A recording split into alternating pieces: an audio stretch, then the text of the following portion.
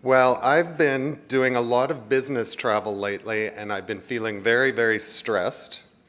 So last evening, I decided to look after my own mental health, and rather than coming into Toronto last evening, I stayed home in Ottawa so I could attend a yoga class, which was very, very helpful, except it meant that I had to be out of the house by 5 a.m. today, and it's snowing quite heavily in Ottawa.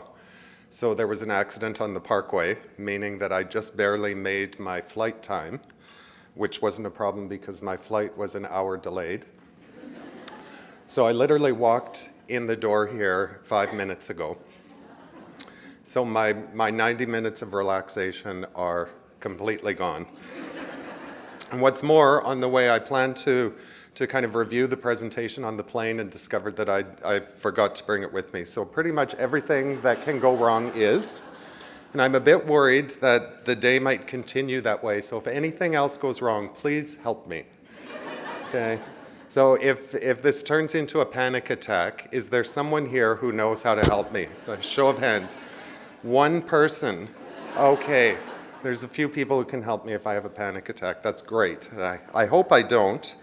But the fact is that in most rooms like this, in most offices, in most restaurants or theaters or schools or campuses, there would be no one who would know how to help me if I was having a panic attack, or if I told you that I just felt so worthless and empty inside that I couldn't go on. There would be no one who would know how to help me or be willing to help me. And what's more, in most of those settings, in most meeting rooms like this, or offices, or campuses, or schools, I wouldn't tell you if I was depressed, or I wouldn't tell you if I was having a panic attack. And why do you think that is? Why would I keep that a secret if I needed help? Shame? Any other words for that? Stigma? So what is stigma? Who said stigma? What do you think stigma is? Well, it's a label that you put on someone. When it comes to mental health, there's always this fear of being inadequate. It's not like physical health. It's okay. Okay, so I know you can't hear. She's saying stigma is a label that becomes attached to people who are having mental health problems, and unlike physical health, where it's okay, people with mental health problems get this label. What do we call so what happens when someone gets a label is that we think about them and treat them differently because of that label. So what would we call that in any other circumstance if it wasn't mental illness? If we were treating someone differently because of a characteristic, what would we call that? Discrimination, and that's exactly what we're talking about. So stigma, you're right, is the label, but the harmful part of the stigma is the discrimination, and that discrimination stops people from getting the help that they need. Now, most of us probably don't intend to discriminate, but again, a show of hands, how many of you think that you do discriminate against your friends or colleagues who are having mental health problems? 3 brave people. Okay, my work here is done. That's okay. Well, we probably don't intend to do it, but maybe it happens. A friend of mine, Sheila Rogers, is a radio host on CBC, and she hosts a weekly show that's not about mental health, it's about books, but she uses that as a venue sometimes to talk about her own experiences. And she told me a story about being off work. She lives in BC, and she'd been skiing, fell skiing, and broke her wrist quite significantly and needed to have it surgically reduced. And so she had to be off work for 2 weeks while she was healing. And while she was away, her colleagues called, they sent her get well cards, they sent her some flowers, and when she got back to work, they even had a party for her. Everyone was saying, Sheila, we're so happy to have you back, welcome back, how are you? They had a party with balloons and a cake that said, welcome back, Sheila. Another occasion, later in that year, she also had to be off work for a couple of weeks, having experienced a severe depression. No cards, no flowers, no calls, and when she came back to work, there was certainly no party and no cake. In fact, when she needed support the most people kind of avoided her. Now, I don't think they intended to be discriminatory, but that's how it was perceived, that's how it felt to Sheila, and I think that their intentions were probably just not knowing what to say, not wanting to make anyone feel uncomfortable, but nonetheless, that's how it tends to come across. So maybe we are stigmatizing and discriminating even when we don't intend to be. So let's talk about higher education. This is a big issue, mental health, mental illness, mental health problems within higher education, within colleges, universities, institutes across the country has been an issue for a long time. It was when I did my undergraduate degree in the 80s, and it's continuing to be. It's getting a lot more airtime now, and so hopefully it's a time that we can do something about it. I'm going to talk to you about a couple of things. I want to talk to you about a program called The Inquiring Mind. I want to talk to you a bit about an e-mental health project that we have underway at the Mental Health Commission of Canada that relates to campus mental health. I want to talk about a workplace mental health initiative, and you might wonder why, when we're here to talk about students and campuses, why would I want to talk about workplaces? So I'll fill you in on that. And then I want to talk about a new initiative, a project that's underway to develop a national standard. So let's start with a program called The Inquiring Mind. The Inquiring Mind is a program that is fairly new, but based on a well-established set of training programs that have been in place for workplaces, with police, with firefighters, paramedics for a number of years and have been extremely successful. They're actually built on a teaching strategy that came out of the Department of National Defense. And it's been shown to be successful not only in reducing stigma, but also in building resilience. And so we thought it would be a great tool to introduce to campuses, particularly for students, to reduce the stigma and the discrimination that they're experiencing or feeling, as well as helping to build their own mental health capacity and resilience. The program is partly based on social contact education, so hearing from people who have had mental health problems and challenges, their experiences, and most importantly, their journey of recovery. And that's the number one way of reducing stigma. But it also gives participants some non-stigmatizing language to describe what's happening for them. So rather than using diagnostic categories, it simply talks in colors to depict whether someone is at their optimum mental health, reacting to the environment around them, is actually injured, or has a diagnosable mental health disorder. This continuum is really important because prior to the development of a continuum like this, we often thought of mental health and mental illness very black and white. Excuse me, either you're well or you're mentally ill, when we know that there's a lot of color in the spectrum in between there, and it's perfectly natural for all of us to be somewhere on this spectrum every day. So none of us can be at our optimum mental health every day. For instance, I already told you I was feeling a bit stressed this morning with travel and lateness, and of course I have to speak to a large group of smart people, so that makes me a little bit nervous. But when I'm finished here, my body, my brain will naturally return me back to my healthy state, right? I don't even have to think about it. It just happens that I go back to my natural healthy state, and that stress reacting to the environment dissipates. But what happens if I have another presentation to do tomorrow to another smart group? Not as smart as this one, of course. So my anxiety level stays high, and maybe I have another presentation early next week, and so my anxiety level just stays high, or maybe it's even building, because being away I have a workload in my office that's building up, so maybe I'm actually getting more stressed and I'm starting to get to the point of being injured. Well, the thing about our brains is that they form pathways that keep us headed in one direction. So the farther I go to the right on this spectrum and the longer I stay there, the harder it is to get back to green.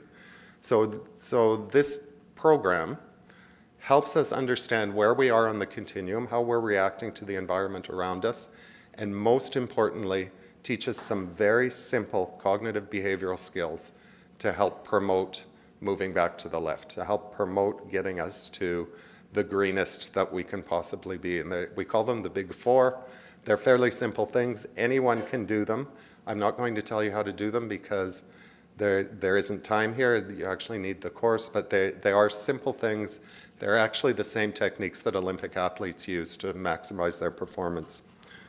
The inquiring mind was tested in 8 universities across the country, tested very positively. A thorough evaluation has been completed, so now rolling out to another 20 universities and colleges, and will continue to expand. Excuse me.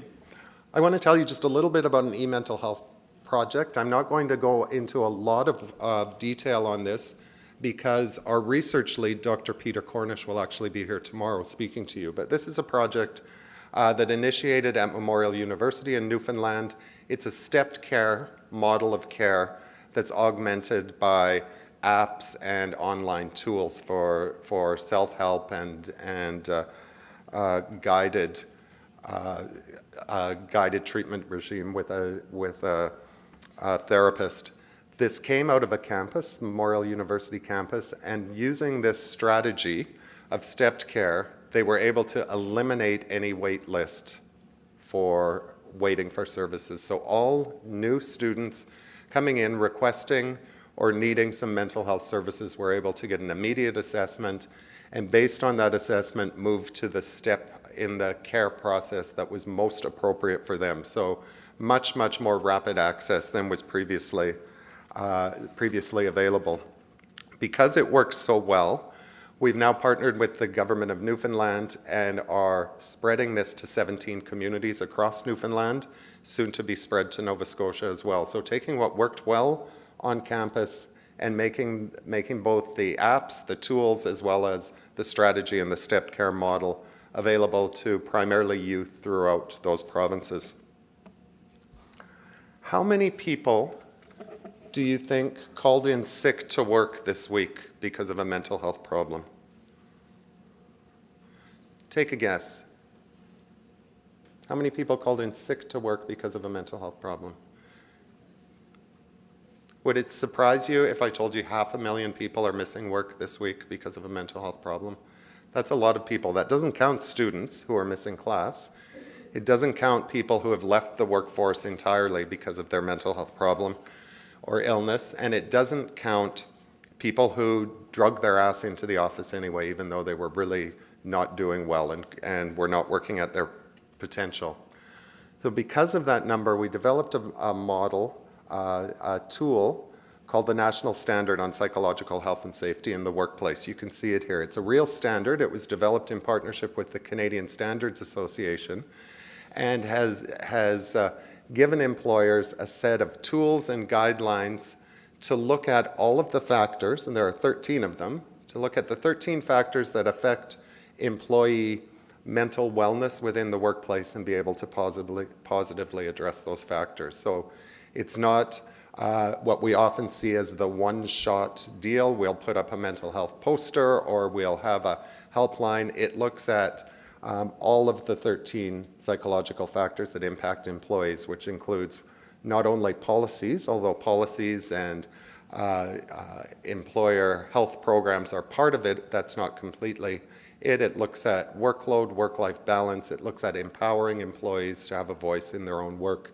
It's been very effective and now implemented by about 40,000 organizations across the country. It comes with a number of sets of tools, an implementation guide called Assembling the Pieces, a number of webinars and teaching programs to help organizations and help their employees. When we first put this out, we actually worked with about 40 organizations across the country in a three-year demonstration project, a case study demonstration project, to see what was their journey and what was the impact of implementing the standard. And this is the reason that I want to talk about a workplace standard in this setting, because many of those organizations found so all of those organizations found positive impact. Many found unexpected impact. And a case in point is Michael Garron Hospital, which is a hospital here in the Greater Toronto area. So they implemented the standard over 3 years. They had great impact on improving employee sick leave, improving their absence rate, improving turnover rates, greatly improving their employee satisfaction scores. But what they didn't expect as much, and what actually happened, was that they also saw an improvement in patient satisfaction scores, a reduction in infection rates, a reduction in morbidity, mortality, and an improvement in patient outcomes. So somehow, having more psychologically healthy staff actually translated into more better service, more satisfactory, more effective service for clients. So it makes me wonder, if the workplace standard were implemented in colleges, universities, and institutes, would a healthier faculty and staff actually create a better environment for the psychological health and safety of students? So that's a big question, and I think at this point, the answer is undeniably maybe. But it's worth trying. But we've also learned from that and wanted to take it a step further and actually work with some partners, including our funding partners, Bell Canada, the Rossi Foundation, RBC, and our standards partner, the Canadian Standards Association, to develop a national standard for the psychological health and safety of students. And wouldn't that be the ideal world if we had a psychologically healthy staff and faculty, along with strategies, whole of campus strategies that impact the psychological factors affecting students during their studies. And so that's what we're working towards. This has just started. It's just a few months into development. There's an executive committee that's being put together. You can see Universities Canada, Colleges and Institutes Canada, a number of student bodies, student associations are represented on this steering committee, this advisory executive committee that will drive and lead the whole project over the next about 18 months to actually develop the standard. The standard itself is developed, the content of the standard is developed by a technical committee. The technical committee is put together by the Canadian Standards Association with some help from the Commission. It's a balanced committee, so it takes into account the voices and the expertise of students, of faculty, of researchers, of clinicians, the various groups involved. This technical committee, I think, has met once and expecting their second meeting to come up very quickly. And there's actually at least one member of the technical committee that's here today, so there may be someone to speak a bit more about this. The technical committee takes the wealth of evidence that can be collected from the literature across North America and around the world and really identifies what are those best practices that can guide universities, colleges, institutes in improving the overall health and safety psychologically for students on campus. The project objectives are really to develop the national standard, but also to do that development through broad engagement. So there's a huge initiative of stakeholder engagement that's underway right now.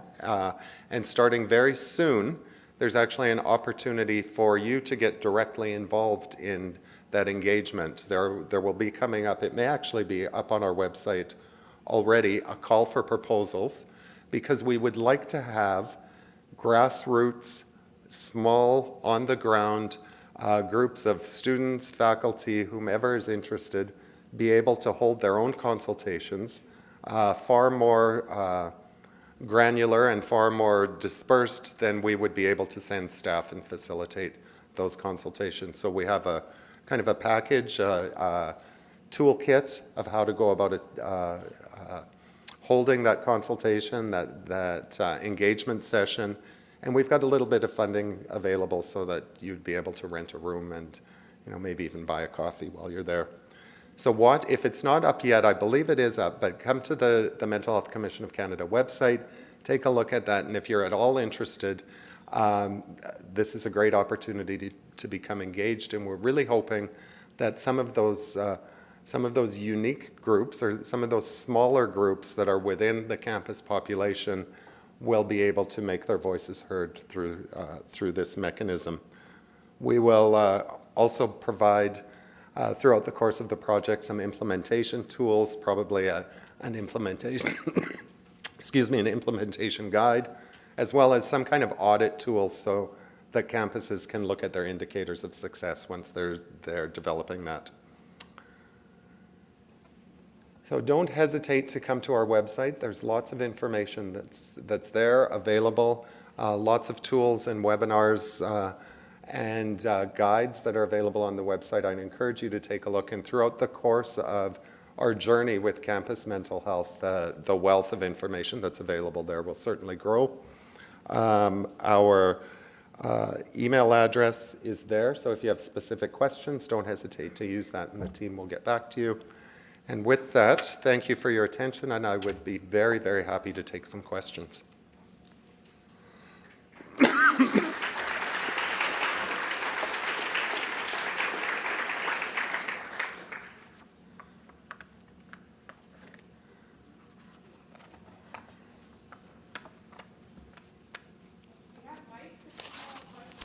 have a microphone here. Here. That's not going to work. Here. I'll trade you. That's not going to work. So press the button on that, and when it's on, it's on. I think I saw a question over there. Yeah. Sorry. Hi there. Just a quick question on timeline. I'm wondering about when you expect the standards to be out. So that's a great question, and the mic was a little quiet. The question is about timeline. So as I said, the technical committee has just come together. They've just had one meeting. Their second meeting is to come together. The work of that group is really pivotal to the development of the standard because they are the ones who are poring over the wealth of evidence that's available and determining what the specific content of the standard should best be. We expect from previous experience that that's about an 18 to 24 month process in total. The technical committee will pull together their recommendations. They'll be reviewed by the executive group, and then they'll actually go out for broad public consultation for a period of about 2 months. So that's another opportunity when that time comes that you would have to get involved to actually go. You can provide comments on any of the criteria within the standard. The technical committee is required to address each and every piece of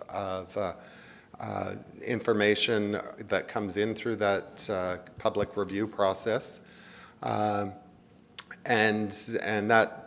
that process, depending on the amount of comment coming in from the public review, can expand or contract depending on size. So that's why there's about a 6-month leeway, but we would expect 18 to 24 months to have the final product out.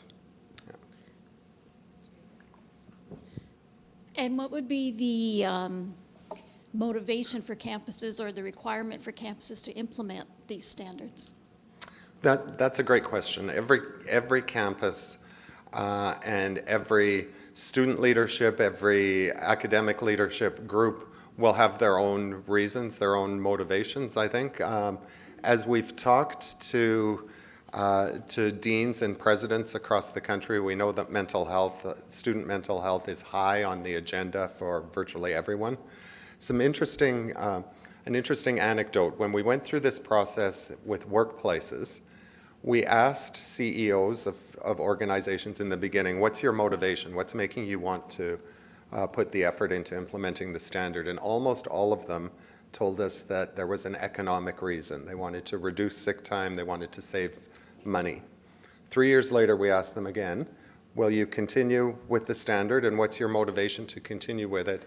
And uniformly, they said it's the right thing to do. We respect our staff, we want to do the right thing for our staff. So, I expect that with campuses we may see the same kind of shift in motivation as the project goes on. There might be some, I think there is a bit of desperation at the moment by leadership to do something. They know that there's a looming crisis and they feel they want to do something. So the question, there was no mic, is will there be an obligation? So we have not, in either case of the workplace standard or the national standard for psychological safety of post-secondary students, in both cases we have not recommended that the standard be mandatory. We've recommended that they be voluntary standards, and that's for a very carefully thought out reason that working with CSA, we know when there's a mandatory standard that organizations must follow, they will tick the box. They will do the minimum required in order to be able to say, I've substantially met the standard. Whereas with voluntary standards, especially one of this type, organizations are much more inclined to create an ongoing journey of improvement. So we wouldn't expect, any organization, any campus in a couple of years to be able to check all the boxes, say I've met every criteria within the standard, but we would expect that they would have taken some action and would be looking at continuously improving, and that journey of improvement really goes on and on.